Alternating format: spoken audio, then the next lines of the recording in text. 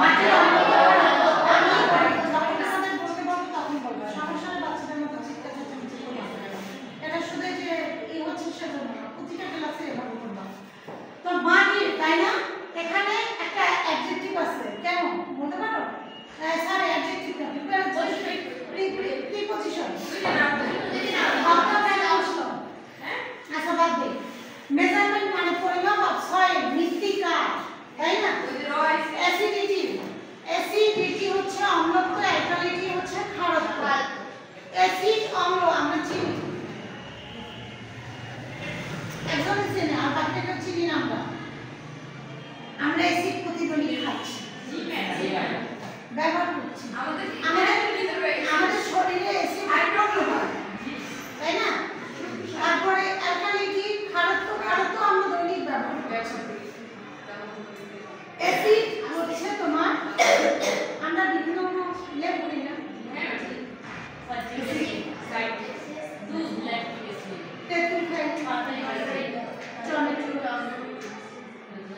এছাড়াও আমরা যে বিভিন্ন ধরনের অলঙ্কার করি, স্বর্ণের অলঙ্কার সবাই সুবিধা আছে না, এটা একটা অত্যন্ত গাঢ় ক্ষতিকর একটা অ্যাসিড দিয়ে এটা গলা, স্বর্ণটাকে এমনিতেই বানাতে পারে আগে তোমার গলা ওই অ্যাসিড দিয়ে গলা, বুঝতে পারছো? সেই অ্যাসিড যদি আমাদের শরীরে লাগে, হাড় থেকে চামড়া তো দূরের কথা, হাড়ি থাকে অ্যাসিডের নাম, এটা টেস্ট বাইরে আমাদের পেটে দেখবা, আমরা যদি একটু খাওয়া দাওয়া অনিয়ম করি বা জাঙ্ক ফুড খাই, দেখবা পেটে গ্যাস হয়, ঢেকুর উঠে, পেটের মধ্যে জ্বালা পোড়া করে, তাই না? পেটটা ফুলে ওঠে, কি অ্যাসিড? অ্যাসিড, তাই না? অ্যাসিড আমরা চিনছি।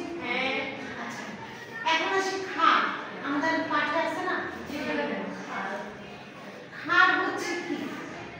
খার চিনি, অ্যাসিড চিনি, খার চিনি, খার চিনি,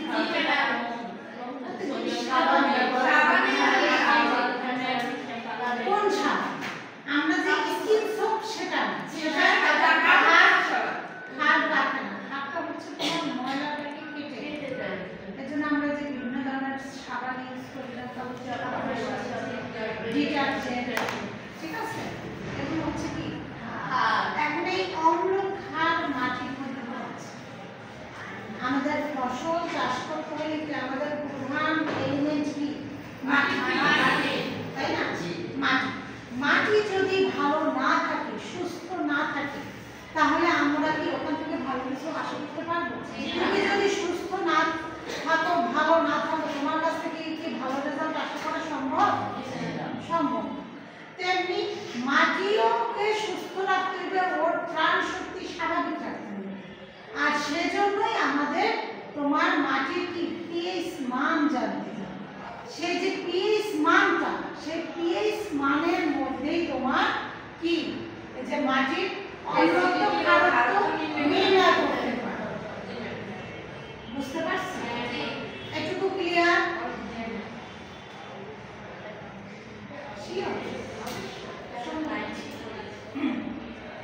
এখন মাটির মধ্যে তোমার বিক্রিয়া করে তিন ধরনের, একটা হচ্ছে অম্লীয় বিক্রিয়া, একটা ক্ষারীয় বিক্রিয়া, তোদেরটা ভালো বানাইতে পারবো, সমস্যার চিৎকার চেঁচামেচি করার অভ্যাস। এখন আমরা আসি, এটুকু বুঝলাম, আমরা আস্তে আস্তে ডিটেইলসে ঢুকবো, তাই না? মাটির পিএইচ, এই যে পিএইচটা বললাম, কেউ জিজ্ঞেস করবে না এটা জানি পিএইচ কি? পিএইচ হচ্ছে মাটির ঘনত্ব, ক্ষারত্ব নিরপেক্ষ পরিমাপ করার একটি মাত্রা, বা যে কোনো কিছু মাটি। আমরা যেহেতু মৃত্তিকা মাটি এখানে, তো আমরা মাটিতে বসা। পিএইচ কাকে বলে? Not pH, pH.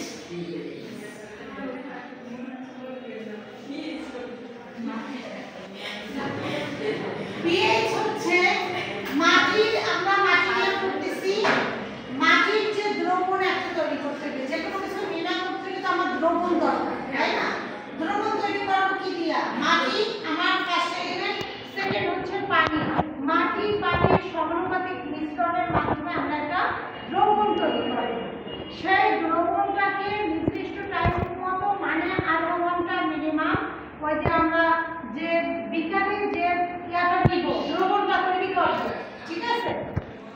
বিজ্ঞানে এটার মধ্যে তোমার একটা গ্লাস রড দিয়ে অনবরত নাড়তে হবে 30 মিনিট। কত? 30 মিনিট।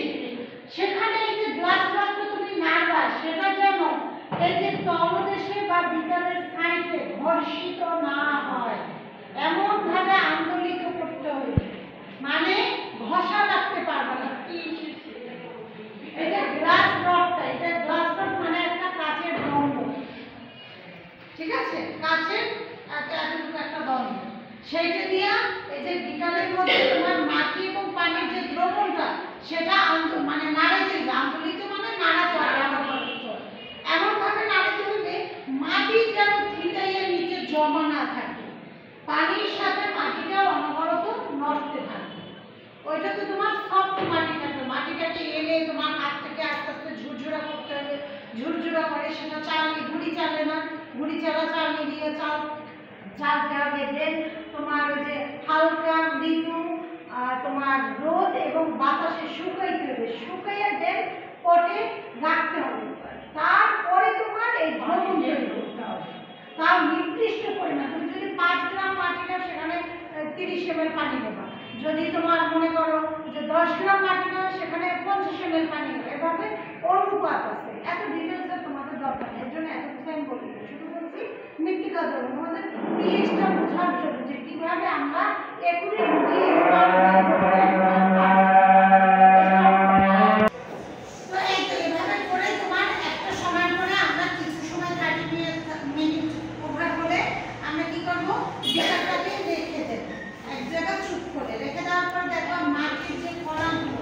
সেগুলো আস্তে আস্তে নিচে জমা হবে। দেন উপরের পানিটাকে নিয়ে আমরা সরাসরি তোমার ওই যে পিএইচ মিটারের যে মাথার যে দ্বন্দ্বটা সেটাকে ওইটার মধ্যে পানির মধ্যে চুবাই দিলে তোমার অটো রিডিং উঠে যাবে। আমরা পিএইচ মান নির্ণয়ের 3টা পদ্ধতি, একটা হচ্ছে তোমার কি লিটমাস পেপার, একটা হচ্ছে পকেট পিএইচ মিটার। মানে পকেট পিএইচ মিটার আর পিএইচ মিটার হচ্ছে একই, কিন্তু পকেটটা হচ্ছে ছোট, যে কোনো জায়গায় আমরা সহজেই পকেটে নিয়ে বের করতে পারি, আর যেটা পিএইচ মিটার ওটা একটু সাইজে বড়, ঠিক আছে? এতটুকু মনে করো বইয়ের মধ্যে একটা ই থাকে, একটা ইসের কি বলে তারের মাধ্যমে ওই মাথায় বন্ধটা থাকে। হ্যাঁ, আধুনিক হচ্ছে তোমার পিএইচ মিটারের রিডিং, যেটা আমাদের ডিজিটের মাধ্যমে অ্যাকুরেট রিডিং দেয়। এখন আসি এই যে পিএইচ শব্দটা, তাই না? পিএইচ শব্দটার ডেফিনেশনটা কি সেটা জানতে হবে না? সবাই একটু খাতা কলম নেই। বিজ্ঞানী সোরেনসেন, ইম্পর্টেন্ট অবজেক্টিভ। বিজ্ঞানী কোন বিজ্ঞানী? সোরেনসেন।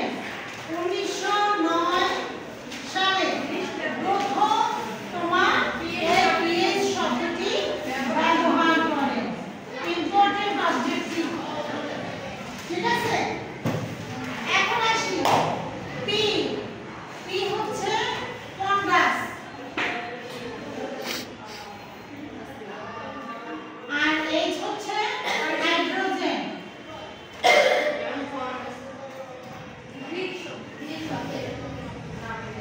এটি কি শব্দ? গ্রিক শব্দ। ইম্পর্টেন্ট অবজেক্টিভে দিতে পারে, জ্ঞানমূলক কোশ্চেনে দিতে পারে। বুঝতে পারছি? কোন বিজ্ঞানী পিএইচ শব্দটা প্রথম ব্যবহার করেন? সোরেনসেন। কত সালে? 1909 সালে। পিএইচ শব্দটার ভাঙলে কি হয়? পি ফর পন্ডাস, এইচ ফর হাইড্রোজেন। পন্ডাস কোন ধরনের শব্দ? গ্রিক শব্দ। এখন এই যে পন্ডাস অর্থ কি? ওজন। পন্ডাস অর্থ কি? ওজন। আর হাইড্রোজেন তো হাইড্রোজেন।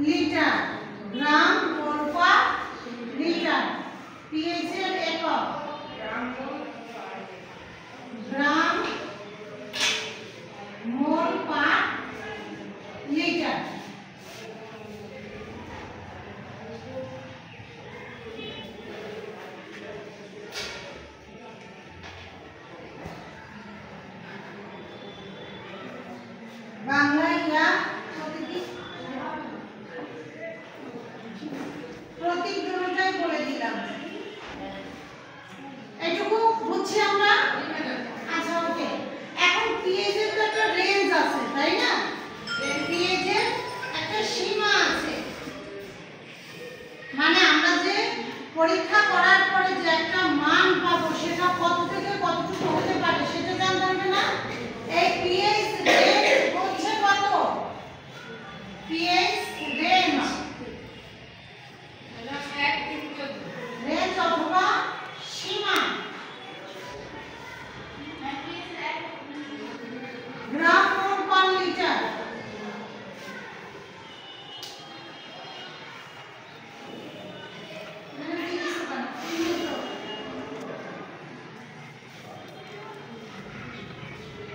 তাহলে পিএইচ এর রেঞ্জ বা স্কেল সীমা কত? 0 to 14 0 to 14 বুঝবো?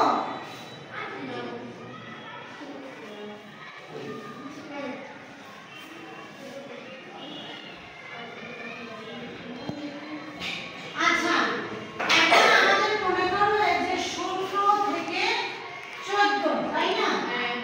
এই মনে করো একটা ইয়ার 16 থেকে 14 আমরা কি বলছি আমাদের মৃত্তিকা বিক্রিয়া করে কয় ভাগে? 3 ভাগে। কি কি? অম্লীয়, ক্ষারীয়, নিরপেক্ষ। নিরপেক্ষ হচ্ছে মনে করো এই যে 7 তাই না? এই 7 এর নিচে যা অম্লীয় এটা হচ্ছে নিরপেক্ষ। আর এইখান থেকে উপরে যে সেটা হচ্ছে কি? ক্ষারীয়। এইটুকু বুঝছি? তাই এই 0 থেকে 7 এর আপ টু 7 তাই না? তাহলে কি হবে? সেই মৃত্তিকা হবে অম্লীয় মৃত্তিকা বা মৃত্তিকার প্রকৃতি হবে কি? অম্লত্ব। আর 7 এর আপ টু 14 সেটা হবে কি? ক্ষারীয় বা মৃত্তিকার ধর্ম হবে ক্ষারত্ব। এটুকু পারছি? সবই তো পারলাম কিন্তু পিএইচ কাকে বলে সেটা তো জানলাম না।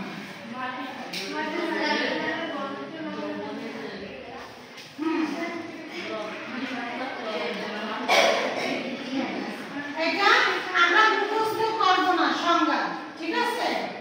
মুখস্থ বুঝবো না? অন্য একজনের কাছ থেকে লিখে নিও।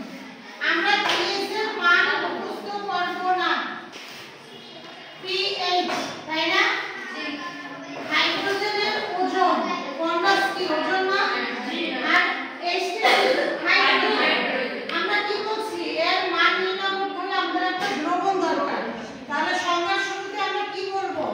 কোন মৃত্তিকা দ্রবণের এটা কি হাইড্রোজেন না? Hydrogen ion. হাইড্রোজেন যদি আয়নিক আকারে না থাকে তাহলে আমরা এর মান পাবো না। হাইড্রোজেন আয়নের ঋণাত্মক লগারিদমকে পিএইচ বলে। এসএসসি তে 9 এ আমরা লগের অঙ্ক করছিলাম 4.1 টু 4.2 চ্যাপ্টার। না করলে স্কিপ করলে তাহলে আজকে গিয়ে বাসায় গিয়ে দেখে আসবা। আমাদের সময় লগের অঙ্ক থাকতো বোর্ড পরীক্ষা হোক ক্লাস পরীক্ষা হোক আসতো, ঠিক আছে? তাহলে আমরা একটা সমীকরণ মনে রাখি। দেখো এইটা কি? হাইড্রোজেন আয়নের আয়নিক আকারটাকে সবসময় তৃতীয় বন্ধনী দ্বারা আবদ্ধ রাখতে হয়, এটুকু মনে রাখতে হবে, ঠিক আছে? হাইড্রোজেন আয়নের ঋণাত্মক লগারিদমকে পিএইচ বলে। বুঝতে পারছি আমি কিভাবে দিয়েছি? দেখো একটু খেয়াল করো। হাইড্রোজেন আয়নের ঋণাত্মক লগারিদমকে পিএইচ বলে। এখন যদি পিএইচ এর সমীকরণ আসে আমাদের ভুল হবে। সংজ্ঞা শেষ কাটো তো। এখন মনে করো এখানে যদি হাইড্রোজেন আয়নের মান দেওয়া থাকে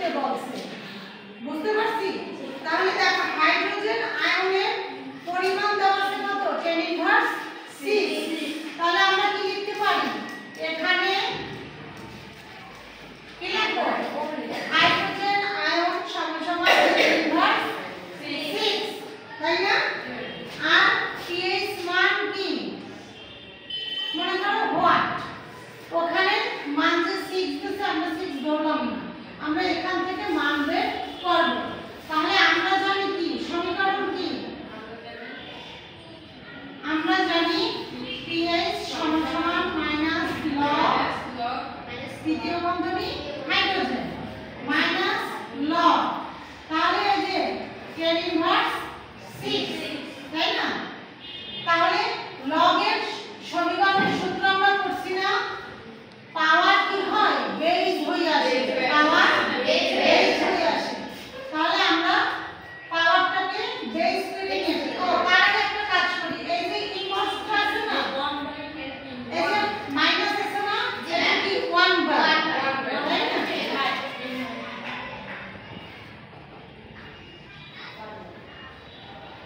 10 ইনভার্স 6, ঠিক আছে? এখানে 1/, টা আসছে কোথা দিয়ে বুঝছো? এই মাইনাসটার জন্য, ঋণাত্মকের জন্য। তাহলে দেখো লগ এই 10 ইনভার্স 6 মানে কি, আবার 1/10 তাহলে 1/10 to the power 6।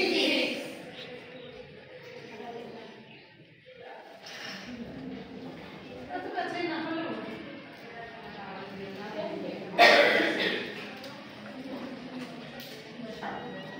log 10 to the power 6 log into 6 into log 10 এর মান কত 1 6